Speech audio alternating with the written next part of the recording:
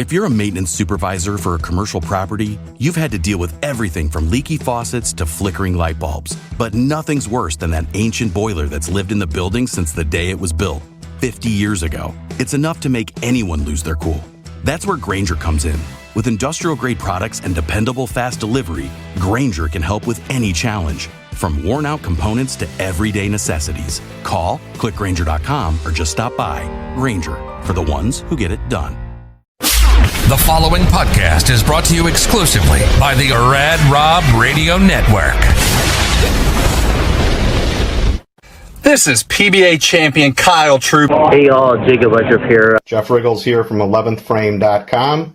Hey guys, Chuck Ritchie here, formerly of Bowl TV. Hey guys, this is Ryan Schaefer of track staff at Valley Bowling Center in Waverly, New York. And you're listening to Straight Up 5 with Johnny Petraglia Jr. Yo, the boys from Straight Up 5, Rad Rob, Dr. Ocho, and of course JP Jr. Pick it out. Fear the fro, baby. Welcome to Straight Up 5 with Johnny Petraglia Jr. A hard-hitting, in-depth, cutting-edge look into the world of bowling. This podcast will not only cover all things bowling, but will also give you a raw look into real-life issues. You'll get unfettered access into the mind of one of the most gifted bowlers of this or any other generation. Strike, and they claim it. Similarly does it. So without further ado, let's introduce you to the hosts of the show. Rad Rob Francois. Rad Rob Francois. Dr. Ocho. And the incomparable Johnny Petraglia Jr.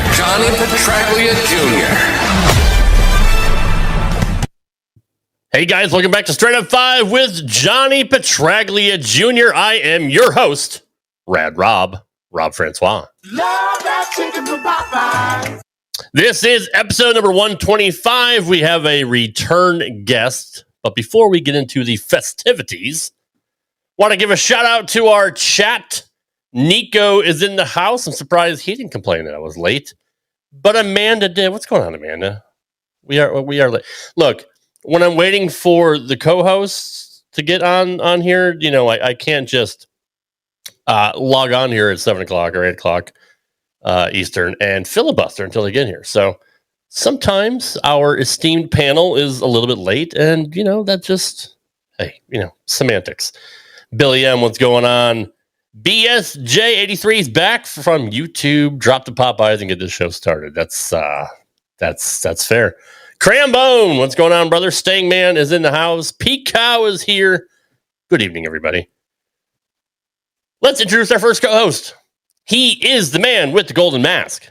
He has the largest arms on this podcast, but Johnny P is getting close. He's getting close. He's putting in the work. Doing the work, as they say. Trying to get like Jay Cutler. He is the resident doctor of Straight Up 5, and he is getting on a plane tomorrow, flying out to California. Spoiler alert, he doesn't like to fly. I could fill a Buster. I could fill a Dave and Buster, honestly. Yeah, the whole thing. Let's introduce Mr. Dr. Ocho III. Ocho, what's going on, brother? You can definitely fill a shirt, that's for sure. Yeah, which I don't have yet. So speaking of shirts, let's just remind the folks that this is the first shirt, the Straight Up 5 version, that the sleeves have not left. They roll up a little bit, but they have not left. They're going to leave if they keep doing that. So 1 point for the shirts, and that's pretty much it, Rob. Put Phil back on. Who's Phil and Buster anyway? Oh, hey, Amanda hates flying too, so... Because the big piece of aluminum shouldn't be up so damn high. If I was flying the damn thing, I'd be fine with it, but I'm not. And plus, I don't, you know, I might, with these biceps, I probably could. I might get there even faster. Who knows? I'll get on a jet stream. You might want to do that. Happy birthday, Nicole. Happy birthday, Nicole. All right, let's bring in the man with the name of the marquee. He is number 7 in your program, number 1 in your hearts. He is the sexiest man in the world, the one and the only, the incomparable, as our Mr. Announcer says, Johnny Petraglia Jr. What's up, JP? I hope you guys can hear me. Can you hear me? Of course we can. Right, there you go. Landscape, baby. Landscape. Yeah, that's much better. That's wonderful to hear. Now I just can't see myself, which is fine. You but as long as you guys... Everyone else can see you, which is all we need. That's wonderful. I didn't realize that on this gorgeous iPad that I could not get Restream to work. And due to this global outage that's been going on, the laptop's a little skewy today. So my apologies on my late arrival, but that's actually why I was late today. That's fair. Now, you're the host. Skewy is a good word, too. I like skewy. We should use that more often. It's your show. You can be however late you like. Where are you, Johnny? Where are you on location? I'm at Martha's Place on Long Branch. We're Martha's right on Vineyard. The water. Yeah. Nice. It's a good spot, man. Looking forward to chatting with you, chatting with the champ, and then smashing some dinner tonight. I made some steak and chicken and rice. Ready to go. Nice. Well, we won't try to hold you too long. And we don't want to hold our guest too long either because he is in the middle of the PBA50 World Series of Bowling. He is in Jackson, Michigan, on location from his hotel room. The one and only, the 5-time champ, Double J, John Janawicz. What's going on, John? Hey, guys. How you doing? We're doing well, brother. Thanks for being here. Appreciate you taking time out to meet with us. Coming off your impressive win off the Players' Championship last week. What's it like to have 4 majors? I would never know. Yeah, you've had 4 major heart attacks, Rob. So that's good, right? That's fair. That's fair. It's quite the feeling. I ain't gonna lie. It's one of those deals where you always have the inner confidence that you can win major championships, but still in order to do it, you still have to bowl really well, and you got to have some things go your way. And obviously, last week's title match, I obviously had some things go my way. That definitely wasn't my best performance, especially compared to the 2 games prior to that. But like I said, that's just kind of how the punches roll, and I'll take it. It's truly remarkable what you're doing, John, and to come off Player of the Year or Rookie of the Year last year, and now you're the clear front runner for Player of the Year so far. Is it surreal? We've always known you've been a great bowler. You're legendary in the USBC, but ever since you joined the PBA50 Tour, you've known nothing but winning pretty much. Has it really sunk in yet? No, not really. Like I said, I try to just keep things kind of simple, and I've said it to a few people that, you just try to keep learning, and, you just try to be a little bit better and a little smarter than you were the day before. And I've definitely been learning a little bit because I definitely wasn't very smart the first 2 days here at this event. So, so I got the next 2 days off, and it's made it a whole lot easier to talk to you guys. But, like anything, you just, you try just be a little bit better, and trying to get a little bit better with equipment, trying to see, the moves a little bit faster. You just try to, get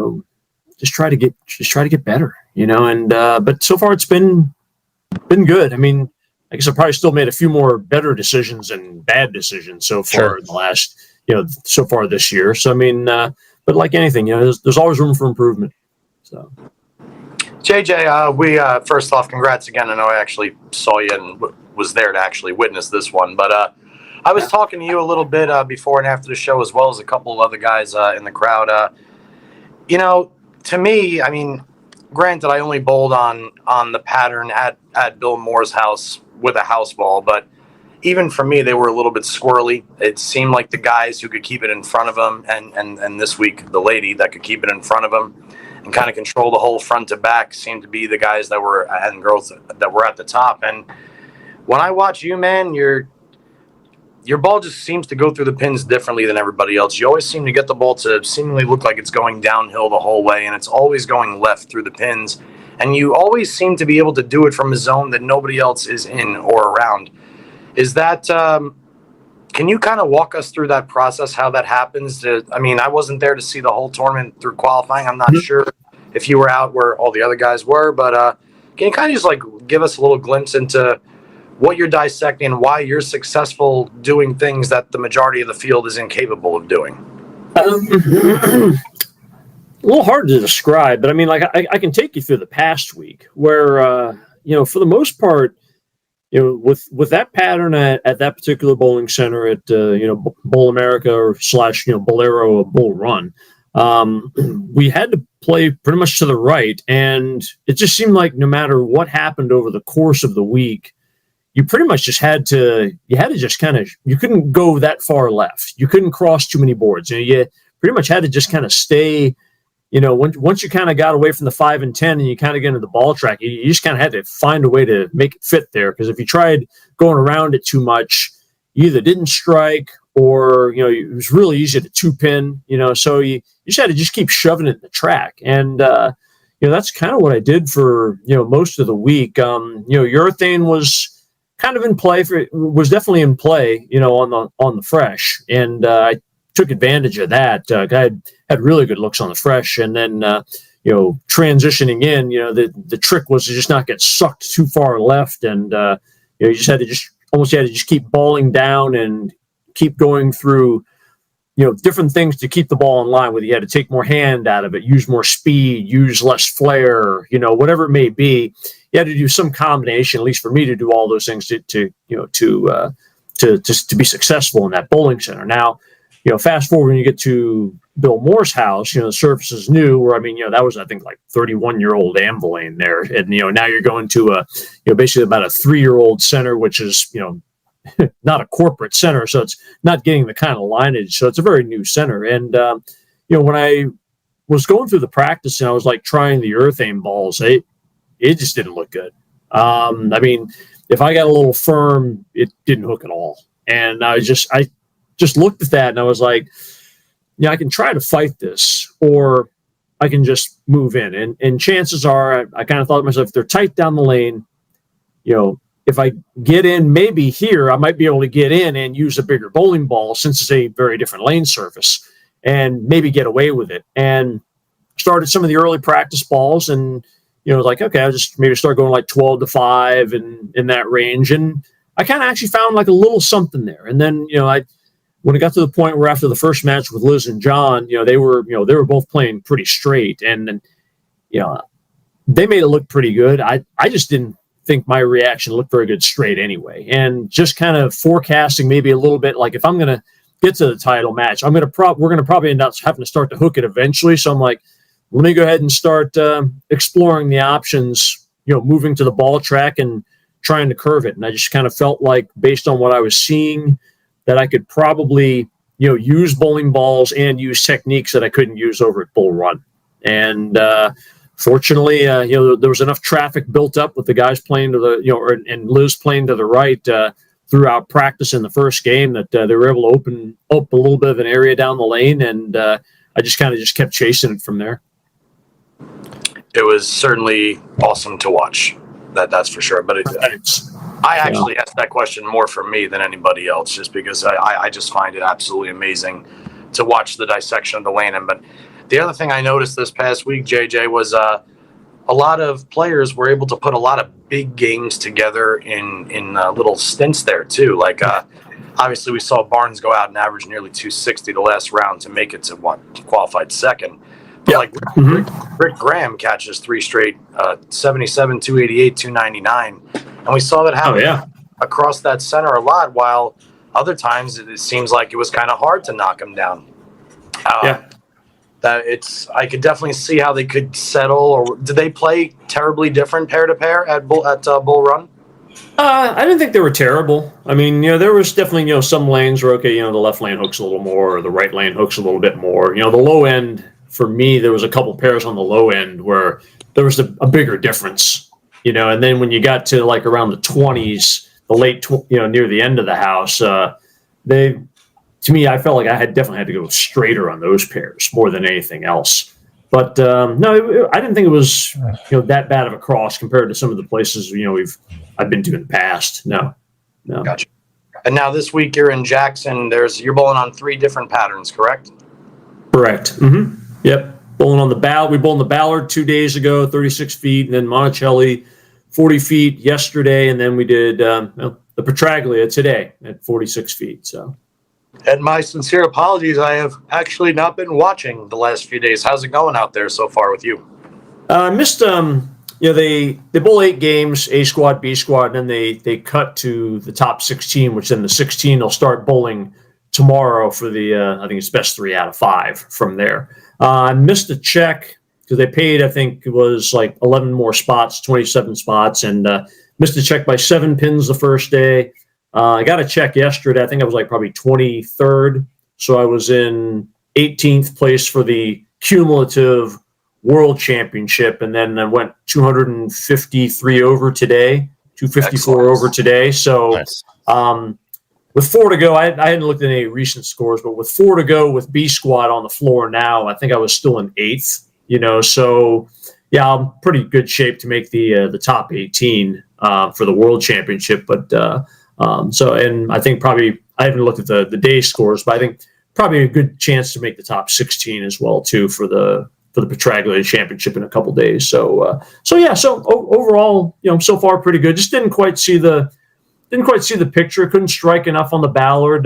Just I think high game was like 229 or something like that, and just couldn't string the strikes where a lot of guys were. And yesterday, just kind of a little bit of the same. Just didn't quite. Was just kind of close, but had a bad game. Last pair got really cliffed, and I needed like about 210 the last game to get there, and it just didn't see it right, and till it was too late. And I think I had like 72 in the 5th, and just didn't threw a double, I think, but 180, and that was it. But today was a lot better. So hopefully get a couple days off now, and then hopefully have a couple good days after that. Yeah, well, we're obviously wishing you the best. I mean, may as well win another Petraglia title, right? Yeah, absolutely. Like I said, just tournaments, with your name on it have been pretty good to me in the past year. So, I mean, I'm gonna say, I think I made a joke earlier. I think BVL and Petraglia, I think they need to sponsor the whole tour for next year. I think that'd be pretty good for me. So, absolutely. Yeah. And the fact that you bowled so well on the Petraglia pattern today. I mean, yeah, seriously, you win every tournament. Yeah, I've had pretty good luck at that distance. Has been pretty good to me over the years. 45, 46 feet, in that range. I like playing near the middle of the lane and not having to hook it too much. So I mean, I'm okay with that. What were you throwing today for equipment?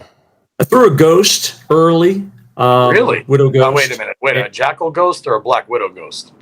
Black Widow Ghost. Yep. Nice. Yep. Nice. Threw one of those early, and then they kind of transitioned out of that, and I think I kind of threw about like 5 balls after that, trying to figure out what I needed to throw. But ended out, I knew I threw a phase 2 the last about game and a half, and also threw. I think I threw a Theorem for a little while, and an Ion Pro. I think with those were kind of went back and forth between a couple of those balls, to try to bridge the gap when they were transitioning. But phase 2 near the end is what kind of helped bring it home and helped me bail out 210 the last game, and then I had the front 9 the next game, so it worked out pretty good. Nice. So JJ, just like a quick off of that. So in the earlier stages, you said you were using the Ghost and the Theorem, and then eventually wound up going to a phase 2. Mm-hmm. And this is 45, 46 feet, this pattern? Yep. So I guess my question here is the Ghost and the Theorem being bigger, stronger ASIMs, and I'm sure that I know the Ghost is Pearl. I'm not 1,000% the Theorem is Pearl or not. Yeah, I'm pretty sure it is too. It's either that or a Pearl. I was always under one or the other. I was always under the impression, typically when patterns are a little bit longer like that, I would have almost thought you would have gone the other way. I would have thought you would have started with the smooth, symmetrical motion of a phase 2 or something like that in the earlier going, or actually maybe even like a solid ASIM. But that obviously wasn't the case. That you could actually start with balls that had more back end, and then eventually went to stuff that was seemingly slower down lane, if I'm not mistaken. Yeah, I mean, the volume was a little lighter, so I think that allowed me to use, Pearl balls. But I've always had good luck with, like cleaner, stronger ASIMs on the fresh on long for me. Because for me, with my ball roll, it reads the front too much.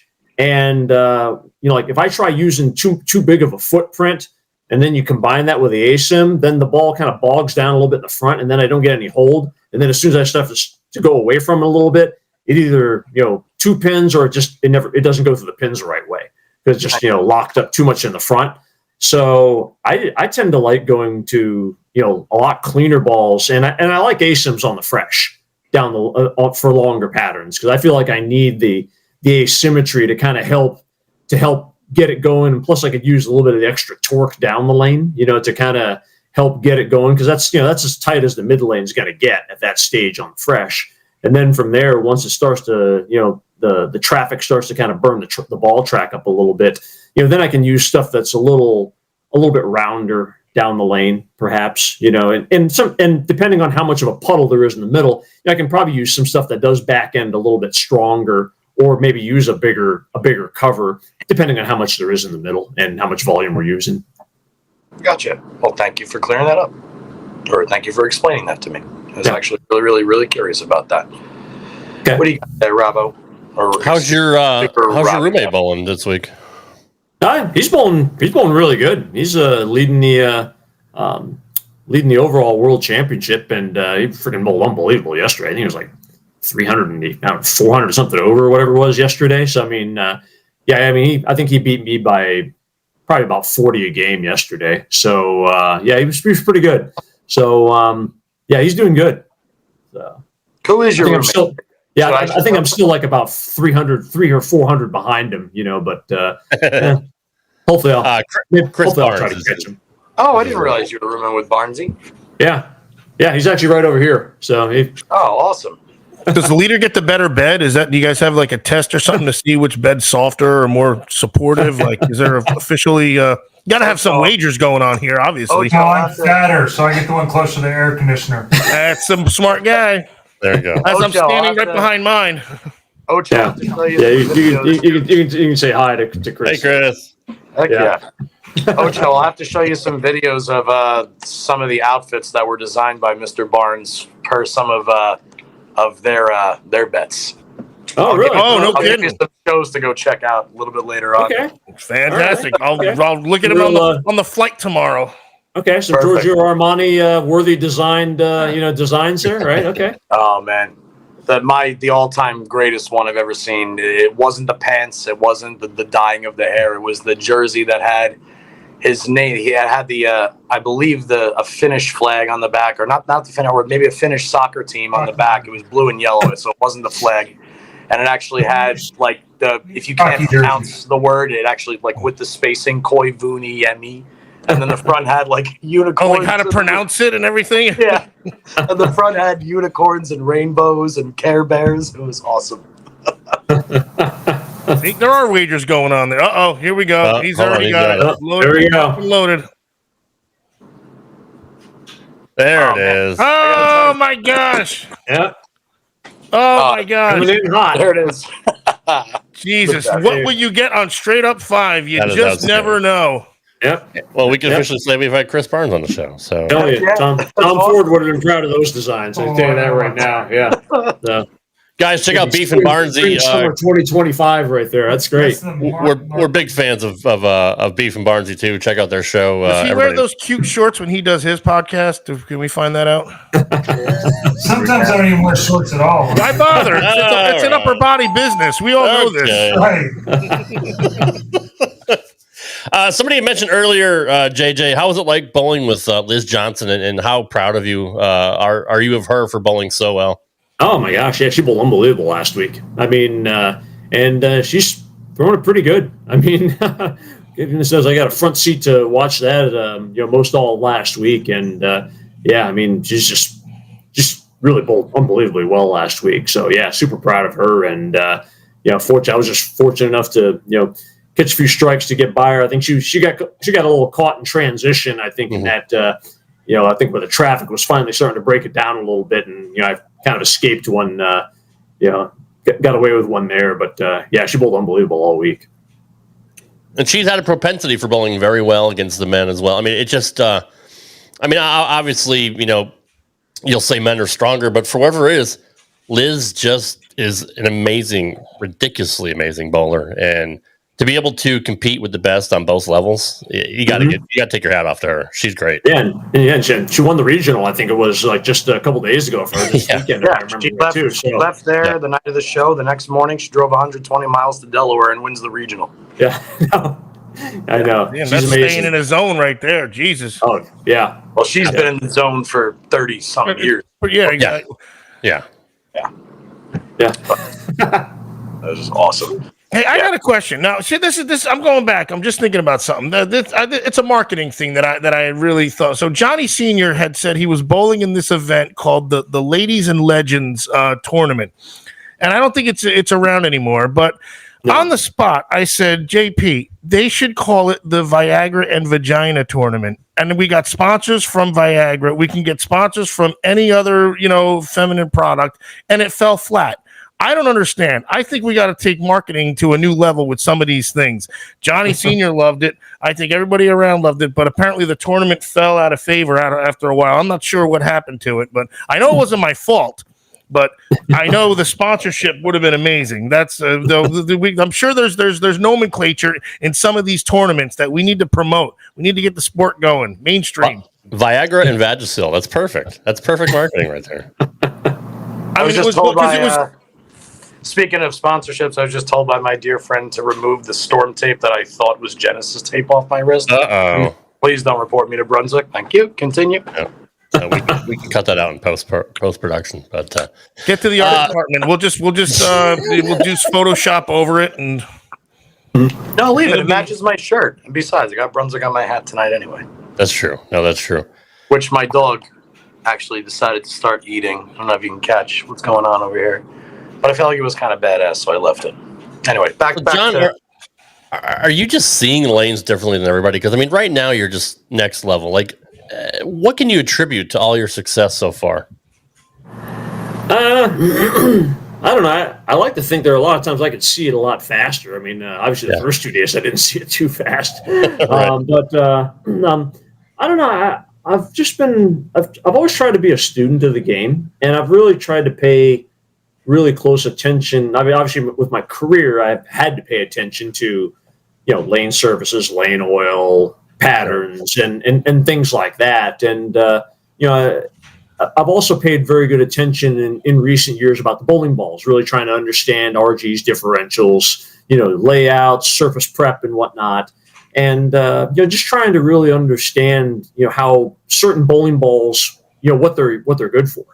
What part of the lane they're good for, how they like to be thrown through the front part of the lane and things like that. Trying to find the right layouts for a given bowling ball, trying to see trends in those kind of things. And like I said, just really try to get better at understanding, the use of certain bowling balls, when it's good, what it's good for, what it's not good for, and just trying to, apply what I know with that, based on the pattern and the lane surface, and wherever the pattern combined with the lane surface is telling you to play, or it's giving you the most margin of error, and whatever angle through the front is giving you the best margin of error. Well, what bowling ball fits in that line? And I spend a lot of time at home at Kegel, drilling balls, practicing, and I'm bowling tournaments every weekend when I'm at home too. So I like to be observant of.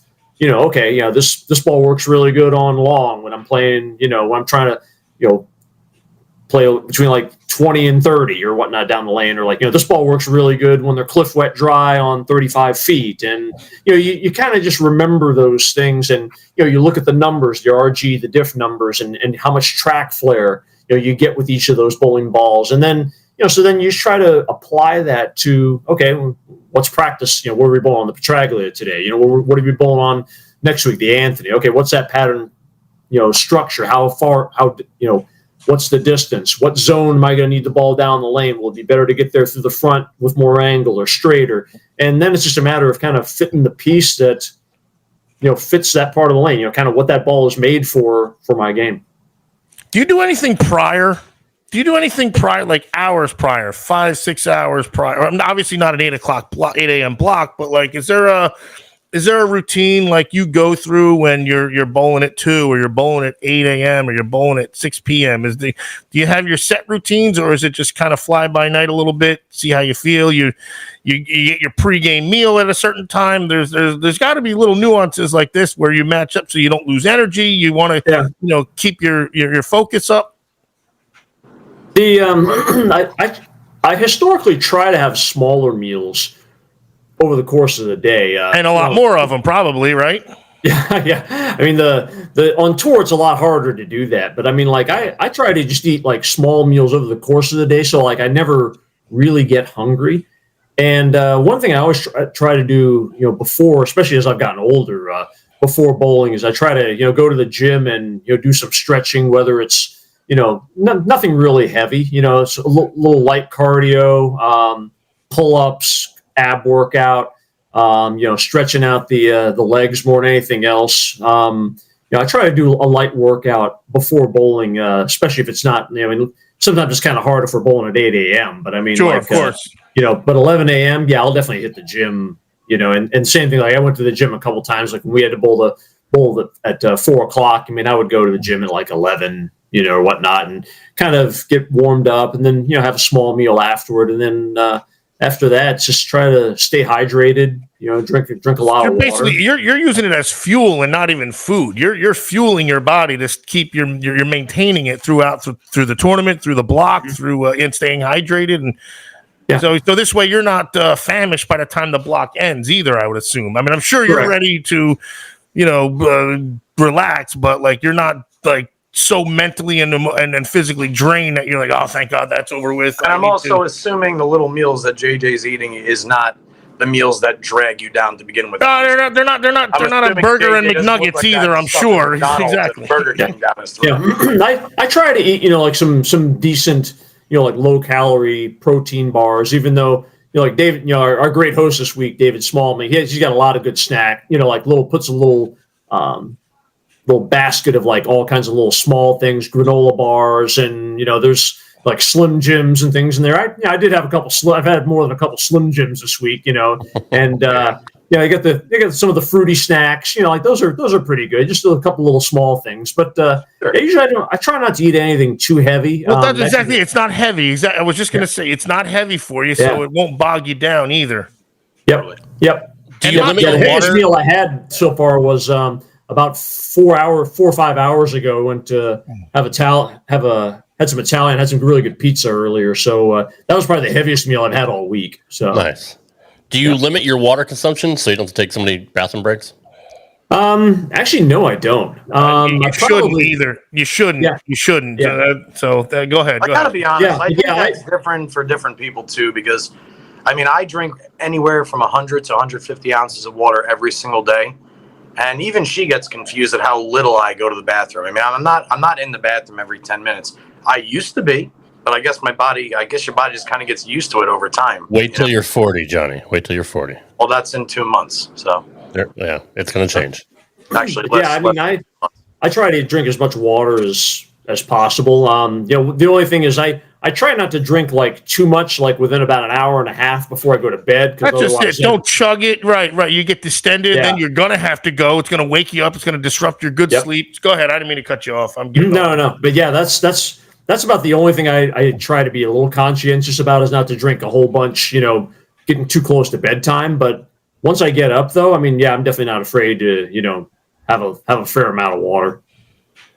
A couple of people asked in here, and I don't know if we covered this the first time you were here, but why you're not on a particular brand staff like Brunswick or Storm or anything like that. Was that your choice?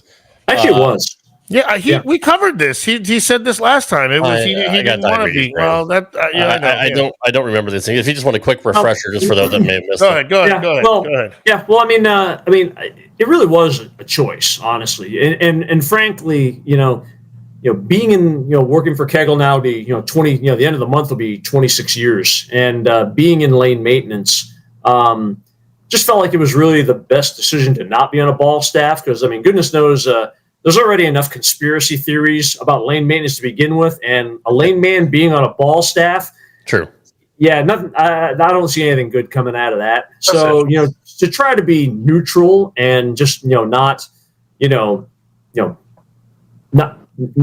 not throw anything out there that could potentially show any kind of bias. No, it was my decision to not be associated or have any contracts with any bowling related any of the bowling related companies at all. JJ, a follow up to that. Here's my question: is typically now I know the rules have changed now with the 2 years for as far as the urethane. Is that true on the senior tour? You guys can throw whatever you want out there. No, we have to. That applies to the seniors as well. So we have to throw the IQ 78Us, the Black Hammers, and there's a couple other balls as well. But no, we can't throw. In other words, if you have a phase 2 from 2014, you could still throw that. Yeah. Okay. As far as the resin balls, that's not a 2-year rule, but the urethane though, the urethane is that's across the board for PBA. So fine. Then here's my question: how, if let's say you drill a bowling ball that you absolutely love, or like your favorite, your go-to ball, how long does a good bowling ball last in your bag before it's time for you to remove it? I kind of tend to keep throwing it, and to me, if it, from a ball reaction standpoint, if I don't feel like it's, shaping the way it used to, then I'll probably get rid of it. Now, that being said, like I've got like one EPX that I've had since 2014, and that ball's still still getting the job done, so I keep that. I mean, like that Ghost, I've had that for probably, whenever they released the Ghost, probably 2 years ago or somewhere around there. I mean, I've had that since, and it's still, doing what I need it to do. But I would say probably with the average bowling ball, I'd say probably about maybe a year, sometimes even less, depending on how much I'm using it. But I just kind of monitor the performance of it. And if I feel like it's not getting the traction down the lane, or for that matter, if it just kind of stops striking when I kind of need it to, that's basically my time to cut ties. I've always been curious about that. I know some people, even at the professional level, some people that will rotate bowling balls very fast. A lot of guys drill, like I know Don Barrett drills a shit ton of bowling balls. I know other guys don't drill as many bowling balls. They screw around more with the surfaces of their existing stuff. But I was curious what you did, because I frequently see you throwing different bowling balls. I mean, I've seen you throw, God, in just the shows that I've watched you, I think I've seen you throw well over a dozen bowling balls. On just the TV shows. So it was always it's kind of a, like I mentioned, it's just kind of more based on, is it shaping still the way, and is it still hitting how I want it to? Because sometimes when if the cover gets a little bit oil soaked in it, that's not necessarily a bad thing. Depending on, especially if the lanes are a little hard, or if the back ends, if you're bowling on the back ends are really cracking, then something that's a little rounder is not necessarily a bad thing. But like if you get on really high scoring events, fresh covers are I find to be a lot more important when the lanes are easy, and you need to you need that traction down the lane to go through the pins. In situations like that, then for high scoring events, I'm probably not going to be using a lot of the older bowling balls in most cases. Okay, good to know. I actually, now that you're saying it, I'm like, he's exactly right, because one of my favorite balls of all time is the Defender Hybrid, and before they discontinued it, I just kept drilling them, and just like you said, the second that it's not going through the pins the way that it did, which for me in league, I would say it lasted around 50 or 60 games before it really started. But it's all of a sudden that high flush ball that's going downhill turns into a flat 7. I'm like, oh boy, this is not good. Yep. Original finish. Here we go. Oh yeah, and just like anything, as there some balls, it seems like you start losing performance by 20 games or less. Others, sometimes it's 60, sometimes it's 100. It seems like the pearls seem to hold up a little. They seem to be a little longer. It seems like those really soaky covers, the solids and whatnot. The really slow covers. Those are the ones that seem, at least in my eyes, seem to. They seem to kind of really lose that, that traction, a lot faster. So, absolutely. Let's just paint this setting here real quick. Sorry, Rob. Let's just paint this setting real quick here. We got John Janawicz, who is the hottest. He's like Kiss, the hottest band in the world right now. And in the background, we got Chris Barnes laying on a bed, probably reading a magazine, who's a freaking legend. And like, just think about the whole. I'm just painting this whole thing for everybody, because like the talent level is so amazing, is what's going on right now. This could be the actual PBA tour still. It's just blowing my mind. I'm like, for sure. Like here's Barnes sitting on a bed reading a magazine, going, these stupid idiots, get this podcast over with. I gotta watch TV. And here we got the hottest bowler in the. I don't know if he's saying it. I'm kind of goofing, but like, it's just the guy's freaking. How many wins does he have? He's got a bunch of majors. I mean, it's blowing my mind a little bit that we're the talent level. How it is, between last year, Troy Lint blowing the freaking circuit up, you now blowing the circuit up, and all these other guys that are legends are battling with you. Like, it's amazing how you jump in and you're right there with them. It's freaking wild. So anyway, wanted to paint that. Go ahead, Rob. I didn't mean to cut you off. I'm just saying. I hear him. I'm just saying that. He's got his hangers. I got to go do laundry. That's what they do. But. I've been bowling for a long time. He's been a layman. Only one of us drives a Mercedes. John, you got a Mercedes? You're killing me, Smalls. You're killing me. That Mercedes does have 150,000 miles on it. So it's a 98. Yeah. No, I'm kidding. I was totally kidding. It's pretty stunning. I'm sure that's my point. Like, seriously, that's my point. I mean, you're right, Oach. Like, we still got Walter Ray, who's always like around the top. Like, he's just always hovering around it. Like, he's still bowling fantastic. Oh, he's amazing. Yeah. Right. And remember we had Fancy on? We had Fancy on, and he just kind of walked in the back. He's like, "Hey, what are you doing?" She's like, "Oh, I'm talking to JP Jr." I gotta cut you off. I gotta tell you guys something about Walter Ray. Another reason why he's one of the best is because he's a mind fuck. Excuse my language here. No, that's it. We're in Bill's basement, and I'm playing ping pong with this guy that works for the CIA. Don't ask. Don't even remember his name. And the way that I serve to hit it hard, shut up, Oach. I kind of like move the ball forward with my hand and the paddle. And Walter Ray says, not allowed to do that. You have to let go of the ball before you hit it with the paddle on a serve. And it's got to hit your fine. I'm like, okay, I didn't know that about ping pong. Then 2 minutes later, he goes, it's called table tennis. I'm like, sorry, Walter Ray. And then, sorry. I said, sorry, Walter. He said, Walter Ray.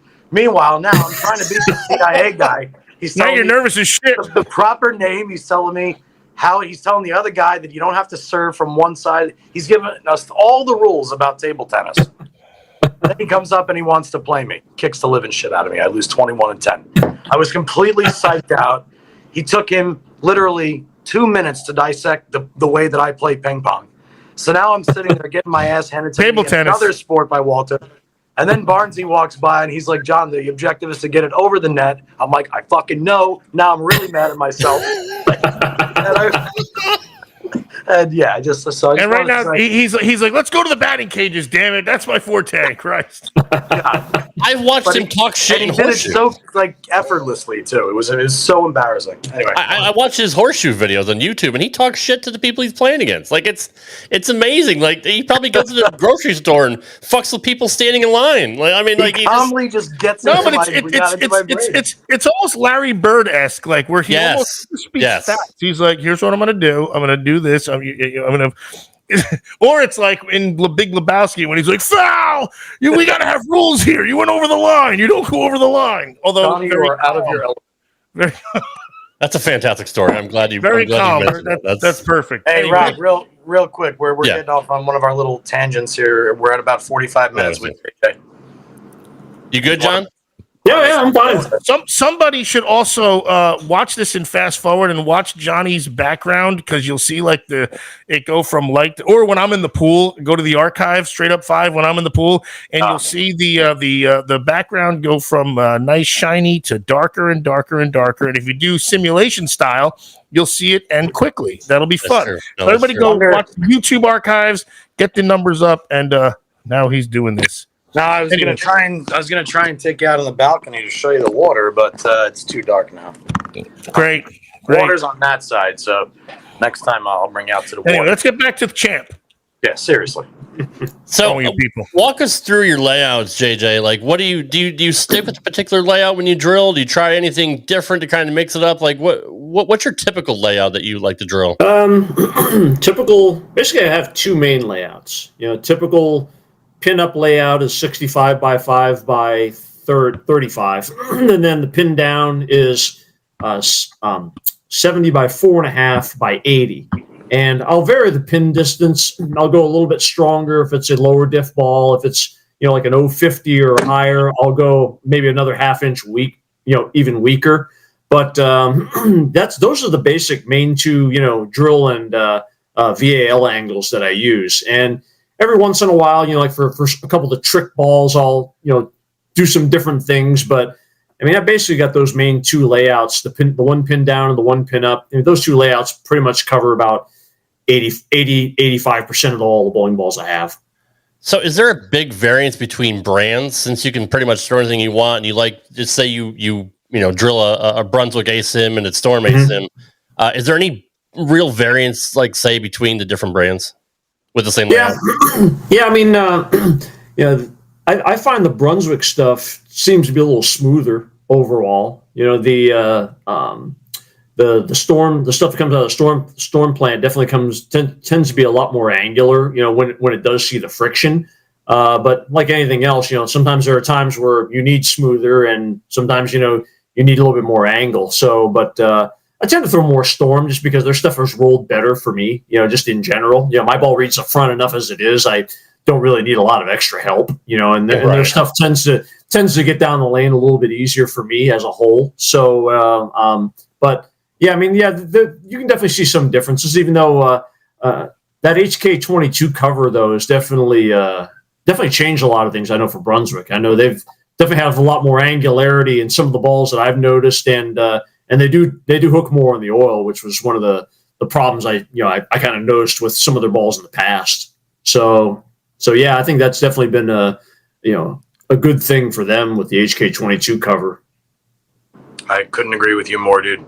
That Defender Hybrid was the ball I talked about earlier, was the first ball I ever threw at HK22. And I was like, whoa, this to me rolls like a Storm ball, because me being no thumb, not very much ball speed, comparatively speaking to my rev rate, I've actually always preferred the motion of Storm 900 products over Brunswick, simply because they get through the front so much easier. And some various tests I've done, and for the actual 2-year stint that I threw exclusively Storm back in like the Eraser Boost days, and the that was a really good ball. Oh man, dude. Unbelievable for me. But so yeah, Boost in the Blaze. Yep. Mm-hmm. The Blaze and the Blaze and the Boost. I'll tell you what, the best car air fresheners ever. Get a little mix of the berry and a little bit of the cherry. I'm like, oof, this is all I need in the back seat. Yeah, even if they don't roll good, they still have a purpose, so it's great. Yeah, that's true. Right. That's true. Right. When it comes to the newer urethane stuff, what do you tend to kind of use? Do you use the IQ or do you use the Black Hammer? Like which motion do you like better? I like the Black Hammer if I can hook it more. If the lane kind of allows me to hook it more. I like the 78U better if they're a little bit more blended, and if there's more of a premium of just keeping it very up the lane and not crossing boards. I like the 78U better, but if you need to cross boards, I tend to lean more toward the black ball. Yeah, we saw a lot of the black ball on the main tour on the national tour this year. A lot of guys had real success with that, but people love the 78U as well. It's just it's really cool to see how far they've come with the technology. Oh yeah, yeah. I mean, it's and I'm sure like anything, there's probably going to be a couple more urethanes coming out from both of the companies as well. So I'm definitely looking forward to, seeing what else. But yeah, I mean, I've used both of them so far on tour this year. I mean, at the Villages, the 78U was better. Like last week, the Black Ball was better. So, I mean, it like anything, it just, you take whatever the lane gives you, and you just kind of, like I mentioned before, you just kind of, drop in the right ball for, whatever slot you need to throw it into to, give yourself the most mistake area, because goodness knows I could use the most mistake area I can get. So, so with your players win, you are now title eligible for the PBA Hall of Fame. Has that kind of sunk in yet, that you may be able to get in based on your merits? Yeah, that's kind of wild to me. Right. I mean, it's wild to me too, but totally deserving. Go ahead. It's wild to me too. Well, thanks. But I mean, like anything, just because I'm eligible doesn't mean I'm going to get in. But I mean, like anything, it's nice to know that I've met the eligibility criteria. Right. So and just knowing that is very satisfying to me. So like I said, I guess we'll just see what happens. I mean, I guess I've been told you need 10 years of PBA membership as a like for the 50 part of the Hall of Fame. I think it's like 20 for the regular. Yeah. But yeah, I mean, like I said, I plan on continuing being a member, and bowl as much as many tournaments as I can. That I can that I can around work and everything, and we'll just see where where your career is going to take you. I mean, sometimes you just never know, especially as we get older. And you just never know health wise. What it seems like strange things happen to us. As we get older, health wise. And you just never you don't know what's going to happen for the future. So I'm just going to try to do as much as I can now, and maximize the talent and that I've got for as long as I possibly can, and we'll see where it ends out. Whether it ends out at 20 titles or whether I just stay put at 5. As long as I can continue to take care of your body and allow myself to maximize my ability, I'm okay with whatever the end result is. Just the fact that you're in the conversation and you're able to compete with the best in the world, whether it's the guys of yesteryear. I mean, they're still great now. They may have lost a couple steps. We all do. But the fact that you can compete with them and be in the conversation and have 5 titles and 4 majors, I mean, if it ended today, I'm sure you'd be happy. Oh yeah. I mean, like I said, it's still, it's still a good career no matter the way I look at it. It's still a good career no matter how I slice it. Yeah. So, I'm just very fortunate. I'm very fortunate, Kegel, Chris Chartrand, and all the guys have allowed me the opportunity to be able to do this, I mean, because otherwise I probably would have just used my vacation just to bowl, a few of the majors, and that would have been it, So, and I probably never would have got my card either. So, like I said, I'm just going to try to, maximize what I can. And, it is nice though to know that, when you look on the squad and, you cross next to guys like Parker, Walter Ray, and, and whatnot, man, these are, guys that have been doing this their whole life and they're still doing it. And it's neat to see, what I mean? To watch greatness around you and see, how they think, how they perform, how they handle, adversity. I'm very observant I like to think when it comes to those kind of things of, what makes people great, whether it's, great shot making, unbelievable mental game, just smart, smarts, lane play smarts. Some people have the whole package. Some people are pretty strong in some areas, stronger in some areas than others. But it's really cool to see greatness, and be surrounded by that. Absolutely. Is he folding the laundry properly? That's another thing we're worried about too. Oh, I don't think I make JJ approval on that. Just don't pull anything when you're folding your underwear. So. Jeff Skyers wants to know, do you have any regrets? Best athletes in this sport. He's fine, Rob. Right. Yeah. He knows how to fold his drawers, Rob. Hey, Christ. You never know. If he wears them. Hey, stranger things have happened. Do you have any regrets not bowling on the national tour when you were younger?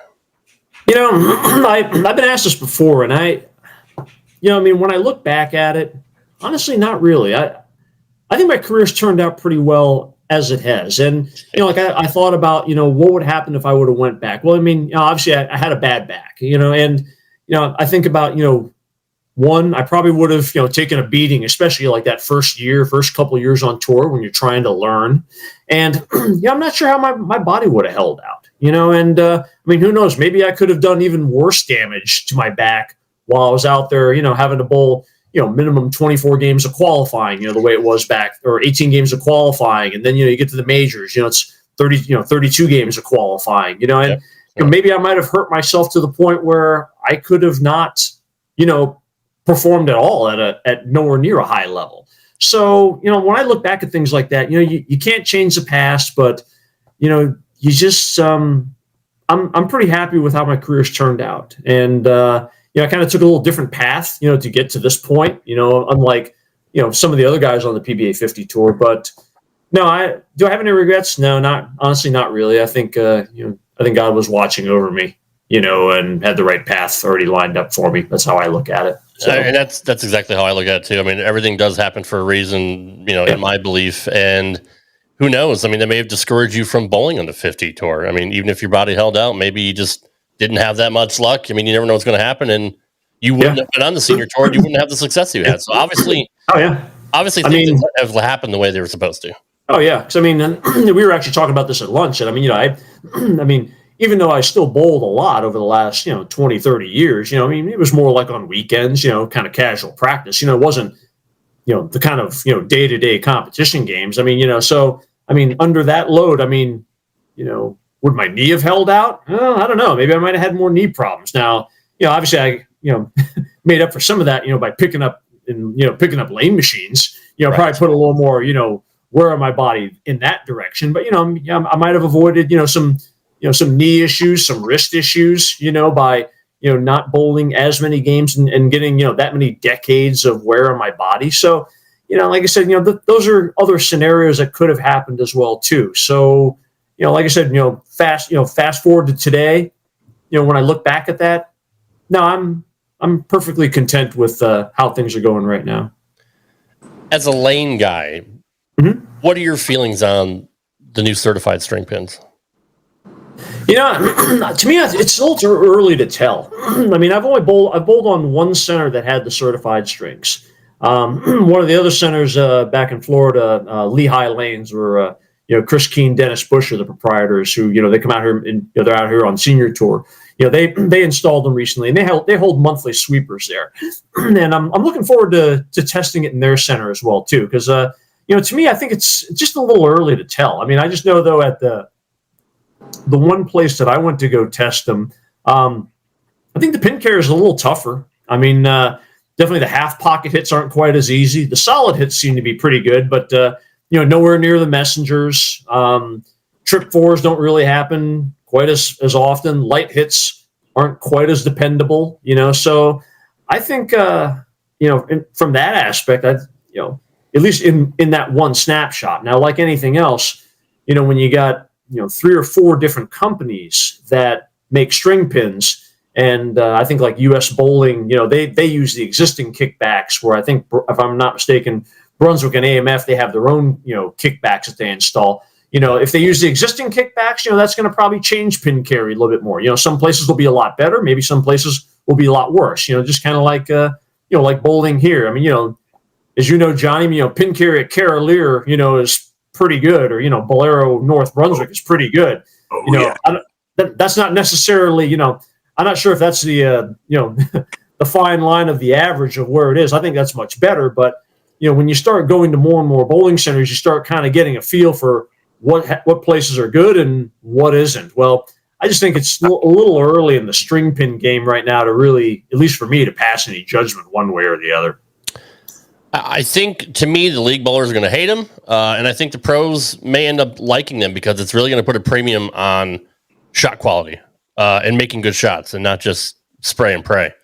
You do have to hit them. You do have to hit them a little more solid, at least from my, my experience with them.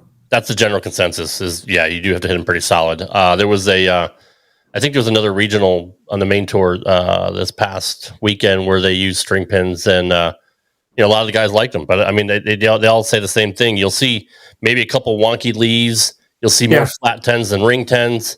But you definitely have to hit it solid in the pocket. And I think if the professional tour ever happens to go there and make that kind of the standard in 5, 10 years, 20 years, I think you'll definitely see the cream of the crop rise up, and I think you're going to have a lot less people that would normally make the cut, maybe not make the cut. The sport's greatest always rise to the top, of course. But I think you're going to have a lot of guys that are marginal not make cashes where they normally would. We always bring up this conversation. I mean, Walter Ray's evolving to try and throw it two-handed. We watched Pete Weber win 10 titles with plastic, 10 with urethane, 10 with resin. We've watched Barnes from 1999 at the flagship until now do everything that's ever been asked from any arrow. The guys, Brian Voss winning a title of 15 consecutive years on tour. Parker, $100,000 a year for 15 consecutive years on tour.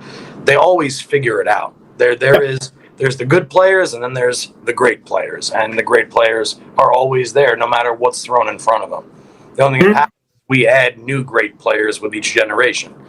We started with Carter and Weber, and then here comes Roth, and then here comes Walter Ray, here comes Barnes, here comes Belmo and Simo. I mean, we just keep adding to the clan of awesomeness. It really doesn't seem like there can be any impedance that's going to stop them from being the best at this point. Yep, I agree. Like I say, no matter what, whether the equipment changes, lane conditioning, all those things combined. I mean, the great ones figure it out, and especially when you're dealing with tournaments and formats where you keep piling on pins and you don't cut any pins. I mean, whether the scores are really high, really low. I mean, the great players are always going to be there near the top over the long run. So, yeah, always.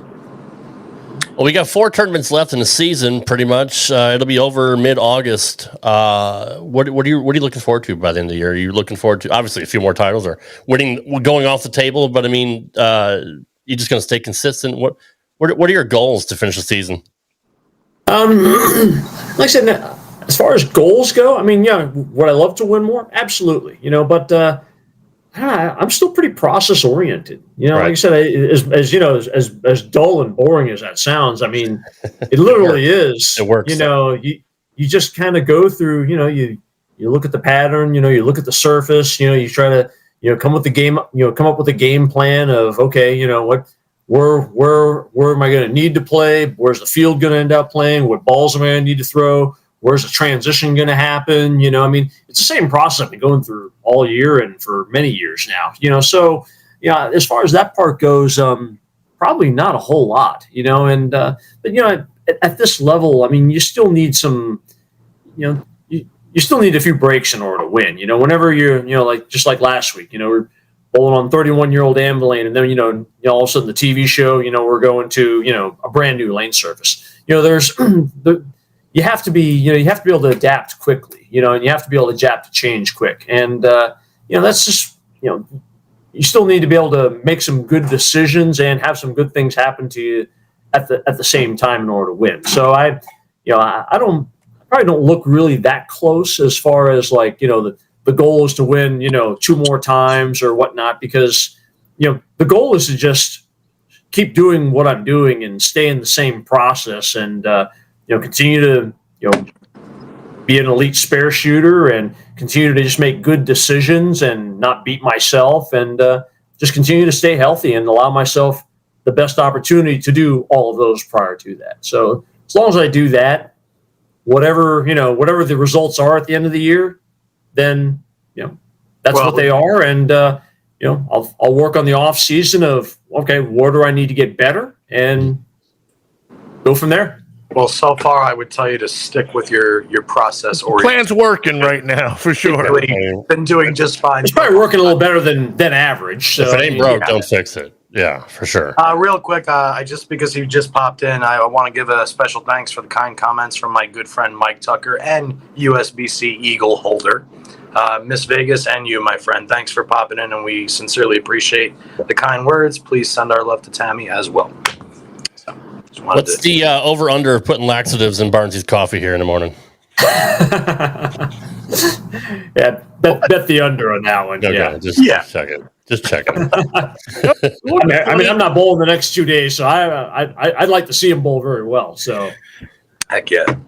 I figured you guys, here's a good question, because I know we're keeping you longer than we were supposed to, and because I'm on my phone, I got to let you know, Rob, I'm low on battery. So if my charger's all the way over there, and there's no outlets close enough here, and my long cord is in my car, sorry if I go anywhere. But like, here's a great question. Well, that's a debacle right there. Wow. You and Chris are both very, very technically advanced, and you always are thinking things out, dissecting lane conditions, all of this. You're both professors. What do you guys talk about in the hotel room? When you're talking about bowling, are you talking about more what motion you're trying to create? Are you talking about what balls you guys think you need to drill, or do you just not talk about bowling at all? We talk a little bit about bowling here and there. I mean, talk a fair amount about food. But I mean, usually when we talk about bowling, it's more like, about, lane play, especially like if I'm, nowhere near him or if he's on a different squad. I mean, now, fortunately this week, I mean, he was right next to me. We were on the same squad and he was on the pair right to the right of me. So it was pretty easy to see, what he was doing and vice versa. But, just kind of ask, about, what did you throw? How did the squad go? How did you 400 over in a break? Yeah. I might ask him here and there, about like certain bowling balls. Like he threw a ball, last night. He threw that flux last night, and I was like, what's the RG and the diff numbers on that? I didn't know right offhand, I asked him some things like that, but yeah, we talk a little bit about lane play and, about, lanes and pattern theory sometimes. And, he'll ask me questions and I'll ask him some more about, balls and how he likes to, change hand positions. And I've kind of seen that also over the years of we kind of have different skill sets but we have similar ways of looking of how to attack lanes and how to get from point A to point B. We just kind of do it in different ways through our, our different physical biomechanics. But yeah, I mean, I think we both have a pretty clear picture most of the time of, what we need to do to So even if he does it different, you'll be able to interpret and then apply it your own way. It sounds like a little bit. Yeah, I mean, like anything. I mean, if he's really trying to roll it a whole lot, then obviously I'm going to probably need to go in that direction too. And if he's, I watch how when he's throwing it harder, when he's throwing it straighter. You try to pay attention to the kind of angles that he's using to the front. Is he really trying to just shove it up the lane, or is he trying to get a little bit slower and trying to shape it a little bit more? And I'm sure he probably watches me too, to try to, just kind of monitoring each other to see, what looks better. Because like anything, when you get out with these guys, I mean, you're going to see trends of, who's bowling well. The guys that are throwing a little bit slower, the guys that are curving it more, like last week, it was obviously pretty obvious. It was pretty good. It was pretty good if you could go up the lane last week, and you had to kind of keep it in the ball track, those kind of trends of, what works best. I think we're always kind of monitoring each other on that on tour, even when, we're not right next to each other, watching bowl TV, same thing. I'll watch, some of the morning squads and just kind of get a feel for, okay, who's bowling well. And, sometimes you can't always see what they're throwing, but, if anything, you can kind of see the angle and what part of the lane they're in. And then that just kind of gives you an idea. Okay, well, if it's, this guy, well, I know I need to be, farther left of him, or, if it's this guy, well, he definitely bangs on it more than I do. So I probably just need to be a little straighter, but, just little things like that, where you just try to at least get some kind of a visual picture of, what the best plan of attack is. And then you have to kind of just figure out, within your own game, okay, how do I get there? Or at least kind of get it close to that same slot to throw. Have you ever tried to help somebody that was doing that you knew they were either throwing the wrong equipment or approaching the lanes wrong? And I know it's kind of like, you're not trying to help out the guy that's trying to beat you, but because you're saying, like you said, you'll talk about what he used, what you used. Have you ever saw somebody that was using something that was so non-apparent to what the lanes were warranting, that you were like, listen, you gotta come up the ball. You can't go around it on this pattern, or do you just? Or is that blasphemous? You don't bother somebody like that. I mean, I see it all the time, but I don't. That's not your spot, right? Okay. No, that's not my. Now, if somebody wants to ask me what they think, okay, there you go. I'll tell them what I think. Whatever that's. Yeah, they struggle. They come up to you, then you'll say, "Listen, you took it the wrong way today, or something, or you the wrong equipment, or okay." Yeah, you're true. He never helps coach. At the end of the day, and JJ's kind, but at the end that's of the what day, I'm saying. Like, this guy's trying to beat you. No, I know. He's not a coach. Yeah. No, but you see somebody doing it so wrong, and might But mess now it when up I'm for trying him to or beat him for a title and money, I get it. I want to watch those. I want everybody to fucking go 200 under when I'm bowling a tournament. Everybody. I'm not helping anybody.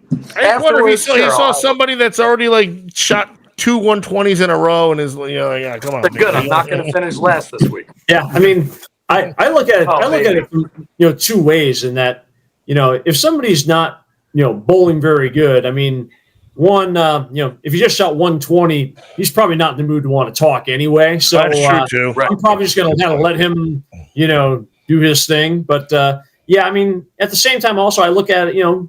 We are professionals. That's true, right? That's our job to figure this out, and I like to think that, we've all done our preparation to get ready to this stage, obviously some are probably a little better prepared than others. You're not there by accident either. That's true too. You're right. So, like I said, it's not like we're bowling league or, we're bowling like, just some, house tournament or something like that where you're bowling with some of your friends, this is how you eat. You're right. This is how you eat. This is how you pay your bills. I get it. That's true. That's why I was curious about, like, if you just saw somebody like, all right, next thing is find out who Barnsley's texting. I just saw him going to text somebody. That's part of the job. Rob, what else you got? TMZ. I have a quick follow-up to that, but hey, Barnsley, make yourself at home, brother. Make yourself comfortable while we're on the show. He's trying to find somebody that'll help him. Apparently, I'm not giving him any help. So clearly, he's asking how the lanes were today. So since you're not part of the, keeps all the big checks. Since you're not part of the, in a few weeks on Straight Up 5, Chris Barnes will be on this show. We have to have this. We got somebody set this up. Rob, get to the marketing department. I mean, he's right there. Hey, Barnes, you want to come on the show in a couple of weeks, buddy? I would be honored. Yeah. That way he can sit here, and then I'll be sitting on the bed. You'll be on the bed scratching your balls. Yeah. This is perfect. We're good. Yeah, you're like Groundhog Day all over again. So yeah. Yes. Oh, Jesus. Only on Straight Up 5. Exactly. That should be the next logo for the shirt. JP, somebody screenshot Barnsley doing that pose. That's the next logo. He'll get half the pro. Yeah, we definitely got to cut him on the pro. Yeah, he'll get 1/9. Quick follow up to that question that Ocho had. Since you're not part of any staff, is it kind of a hindrance that you don't really have anybody to go to kind of ask him what's going on? Because we see it all the time on a national tour. I mean, even the camera cuts to him, and we see the guys talking their ball reps. Does that hurt or help? Great question. I'm not really sure. I mean, personally, I try to be as self-sufficient as possible.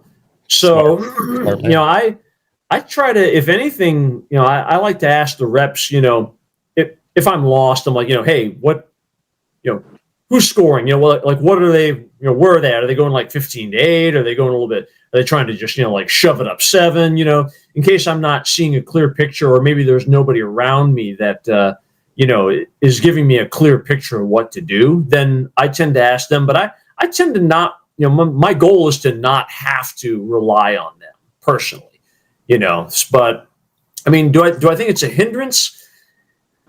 I don't know. To me, no. I mean, not having them, not being on like a staff and having that help all the time. But I mean, I have to admit, Jim Callahan and like Kelly, Jim Callahan's been a very good help for me, the whole last year and a half. And, whenever I needed something from him, he's always been there. So, I mean, to me, it's almost like having a rep with him anyway, because, we've been friends years ago. Because, I mean, we go back for, like 20 years from, when he was, repping for Hammer, all those years ago. So, I mean, from that aspect, the friendship part, comes up through there. But, from that aspect, I try to be as self-sufficient as possible. Just myself, but like anything, there are some times you're going to need some help. It's nice to know sometimes where, some of the pairs that you're going to, maybe if they were throwing urethane on those pairs, that, it is kind of nice to know that ahead of time. But, short of that though, no. But I do give props to Jim Callahan. He's been great to me, over the last year and a half. He's provided me help whenever I needed anything, as well as all the people at Storm. He always took care of me when I was out in Vegas too. For mad respect for him. Yep. JP, was that a thing back in the day? Like, we didn't see that back on the ABC tour back in the day, and like, is that a newer thing? You didn't see it as much in the limelight as you do now. Okay, but just go back to when we had Dad on. If it wasn't for Ray Edwards drilling that forest green quantum and then running behind lane 63 and 4 2 minutes before airtime to grab it out of the locker room, Dad doesn't bolt 300 on that TV show. I mean, there have always been guys there for as long as I've been watching to help the guys with their equipment. I mean, I remember Brian Berg played a huge role in Pete's career back when Pete won the national championship in 1998.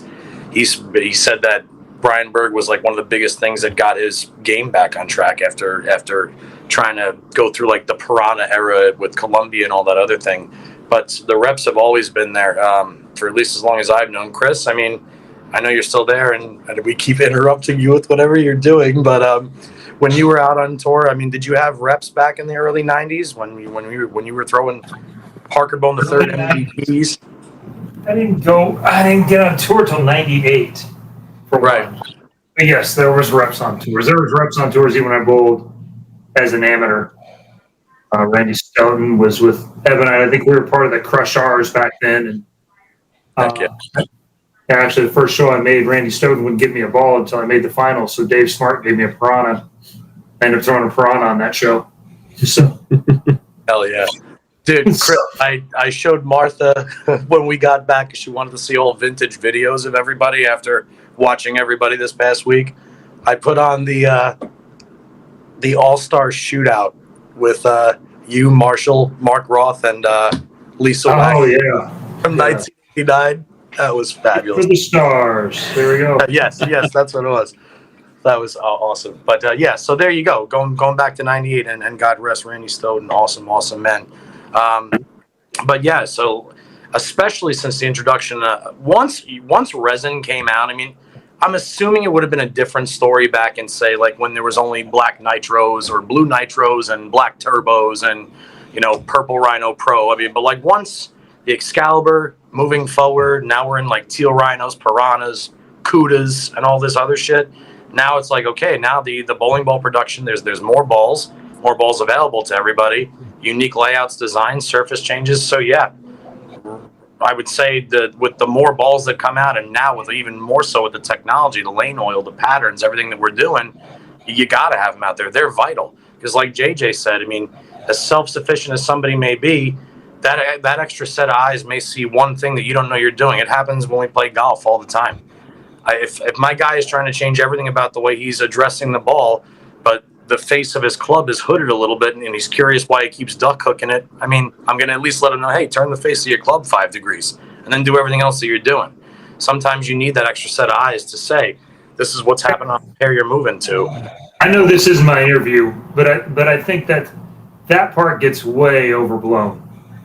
Which part? Like this week, Callahan has been by himself most of the week, and he has approximately 50 people to look after. He's not there to coach, minute physical game things. It's basically look at trends, and more often we go to ask him, hey, if you see something, what are you seeing, or are you seeing this, and ask a specific question versus general. At least that's how I do it, and I think I learn more by watching JJ and watching Tom Hess and watching some of these guys that are playing great every week. And JJ and I see the lane a lot, we go about it a little differently about creating the same shapes, but we're very often trying to play the same part. Mm-hmm. I learned way more by being close to him like I was this week than absolutely. That's exactly what JJ just said about 20 minutes ago too. Is explaining how he approaches the lanes, and that's a great take. That's a great take on it too. Like that. And one thing I can add too is like when we talk about the importance of ball reps. I think as we continue to have more balls and more choices, now cores have gotten more complex. You have more drillings. You've got more choices. The lanes change faster now than I ever have. I think that's where the ball reps have become more important. Where before, you could bowl a whole block, and many years ago, you wouldn't move a whole lot. Yeah, the breakdown isn't near as much now. You got a game and a half, and you're like, oh my god, I'm 10 boards left. Jesus, what's going on? And you didn't have as many equipment options, 30 years ago compared to like you do now. So I think as a byproduct of all that, I think that's also where the reps have become more helpful because of the fact that how much more the players can change the lane depending on who you're following and all the different options of understanding what ball do I change to next, because there is so much more change now. I think that's where ball reps how much urethane's being used. Yeah, how much urethane's being used. Like that's become the big thing lately. So he went out of frame just to say that too. How about that? yeah. So that's really one of the areas I think where it's become it's become more helpful.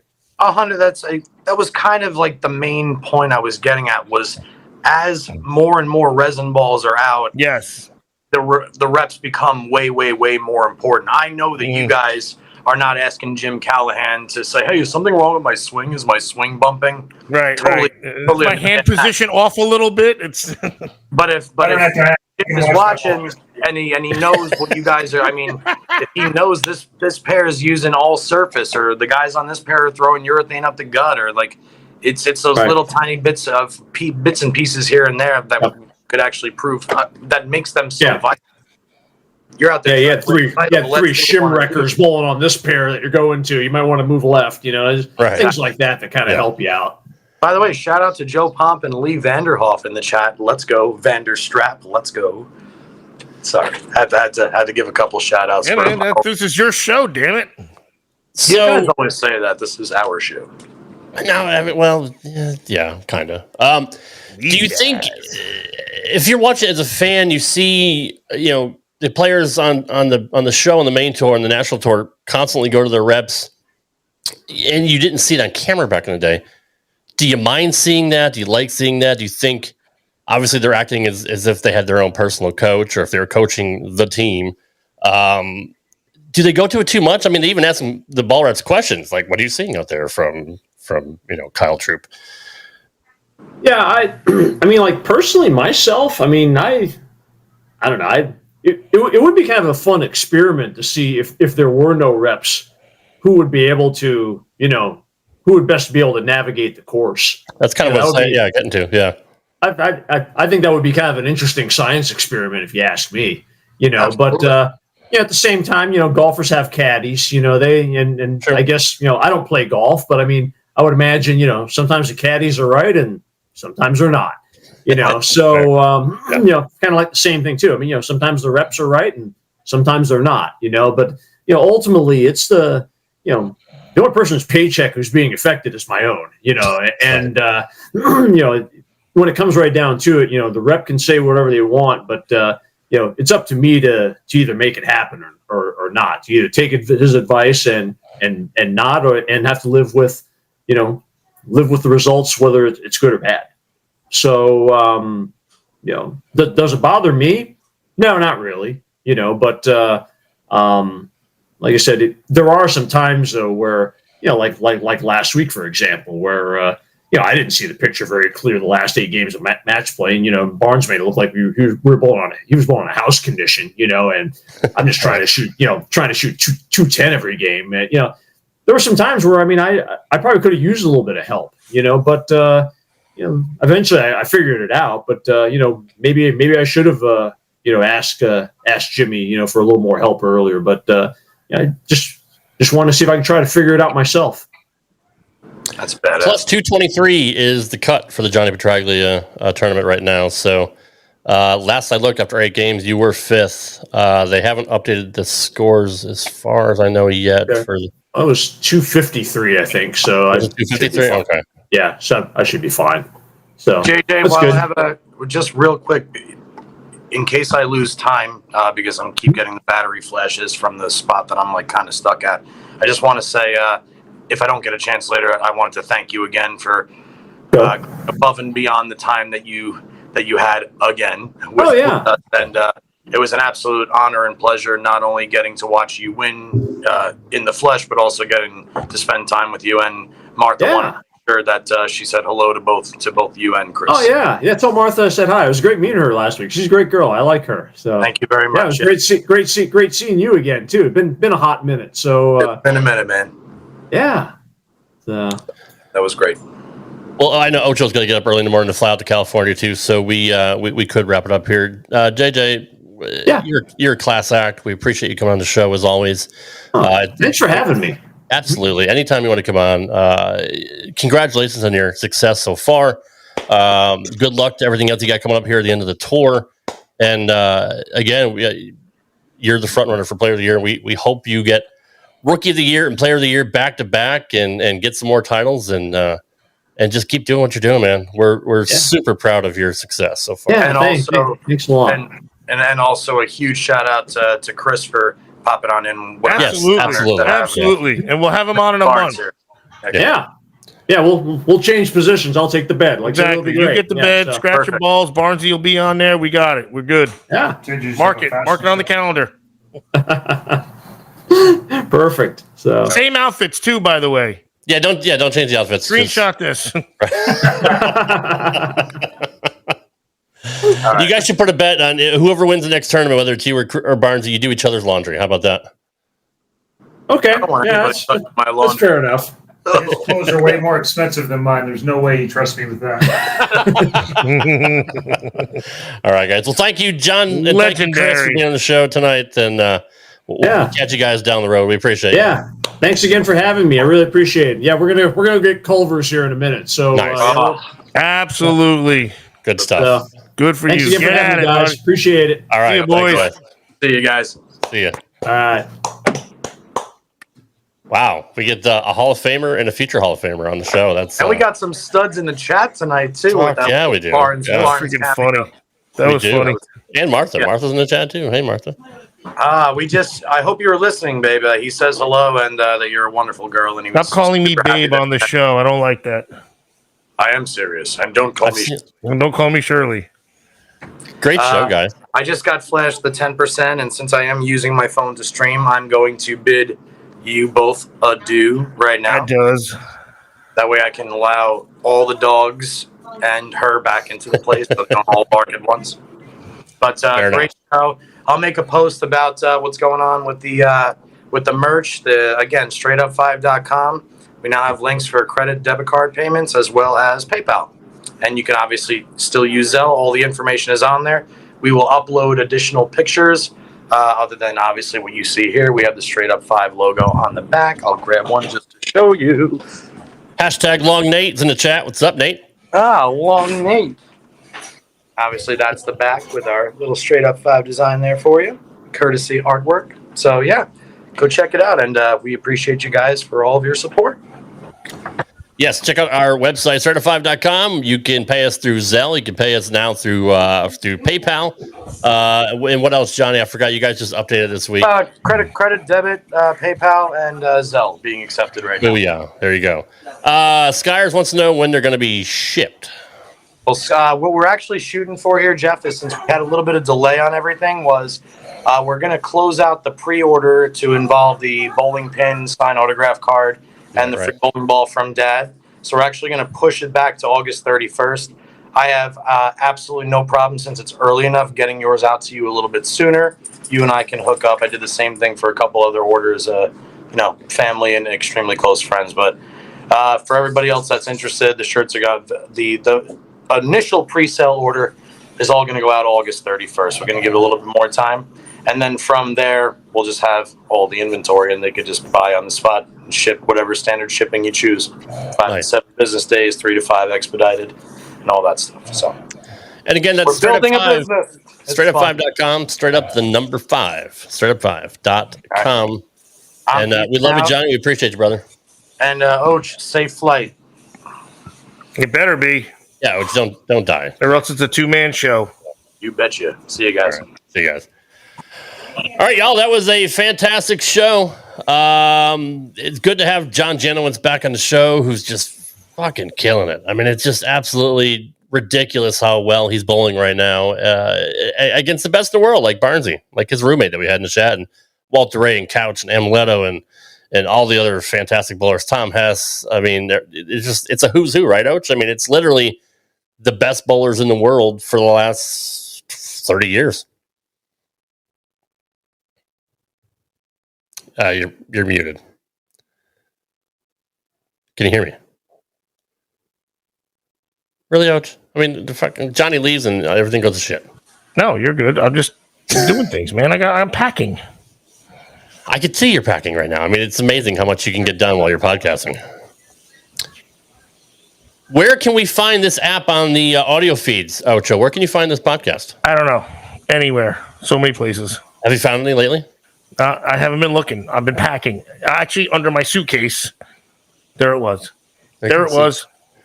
You can find the audio version of Straight Up 5 literally anywhere podcasts are found. Even Ocho's suitcase. In the pool. Usually they're in the pool. Usually they're in the skimmer. I know, but they're not because I'm having water problems, water level problems. So the skimmer hasn't been doing its job. So that's why it's under my suitcase. It's fine. It's fine. Everything's fine. Cripes. All right, guys. We appreciate you being here. Thank you to John Janawicz again and Chris Barnes for making a cameo. Thank you so much. I still love Popeye. Yes, I do. And Ocho still loves this bell. It's his favorite thing. It's a dinner bell. I'm sure he's hungry just like Johnny is. It's not. Everything's fine. Nico says, hopefully there's no IT outage delaying your flight out. Hopefully they don't use CrowdStrike. So hopefully that thing has been figured out. But Cripes. In any event, guys, we'll be back next week for another edition of Straight Up 5 with Johnny Petraglia Jr. Good evening, good night, Godspeed, and Doc Sullivan, go fuck yourself. Good night, everybody. Thanks for listening to this edition of Straight Up 5 with Johnny Petraglia Jr. You can follow the show on Twitter at Straight Up 5 Pod. Follow Johnny Jr. at JPJR07. Follow Rad Rob at Rad Rob Gaming. And follow Dr. Ocho at the Dr. Ocho. Got a question for Johnny? Send your questions to straightup5podcast@gmail.com. We'll see you next time for another edition of Straight Up 5 with Johnny Petraglia Jr. Right here on the Rad Rob Radio Network.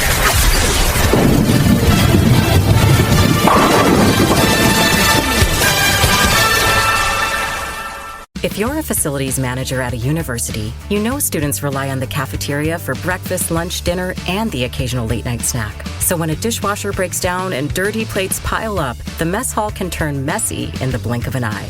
Enter Grainger. With over 1 million industrial-grade products and fast delivery, the product you need now is never far away. So you can turn that dishwasher back into a lean, clean washing machine. Call, click Grainger.com, or just stop by. Grainger, for the ones who get it done.